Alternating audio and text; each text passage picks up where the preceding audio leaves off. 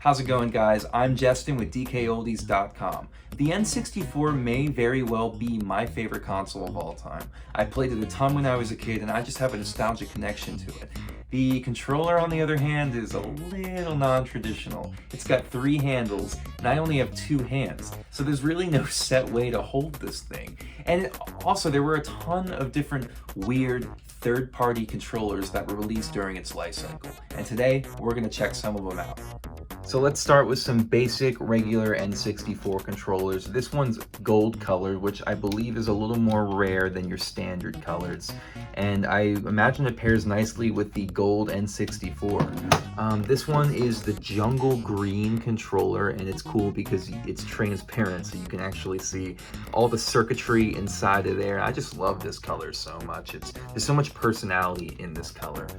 This one's interesting. This is called the Hori Pad N64 Controller, and it almost looks like a GameCube controller. I mean, you'll see that the control pad is much more like a GameCube controller. It's smaller, it's way more comfortable in your hand, and it doesn't feel like the buttons are like 3 miles away like these standard controllers.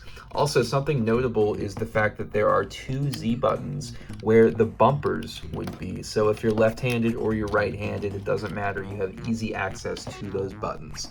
This one's very cool. This one's actually glow in the dark. Ooh. It's called the high frequency. There's a turbo button, there's a slow-mo button, there's a reset button. It's kind of an odd shape though. I don't know if I would use this controller for competitive play. This one's very cool. This is called the Ultra Racer 64. Kind of looks like one of those fishing controllers, like the fishing rods for the Dreamcast. But no, this is a controller for racing games. This is interesting. It has a trigger on the back. Most racing games, as you may know, A is accelerate, B is brake, or reverse. And I like how these buttons are on the back.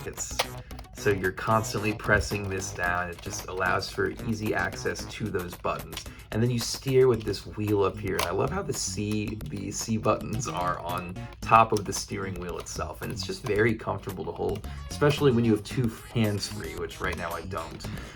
This is cool. It kind of looks like it was sculpted from marble on the design from it. It's got a gray back. Interesting because it has all these little buttons up here for turbo options. Yeah, Turbo Z, Turbo B, Turbo A. This one's just a cool looking design. You got the Super Pad 64, which kind of looks like a spaceship, like the Millennium Falcon. This is cool, but honestly, I don't know if I like this design either. It kind of like does away with the 2 left and right handles at the bottom. But, you know, I kind of like to have something to hold on to when I'm reaching for these B and A buttons with my right hand. So I don't know if I'd use this one either.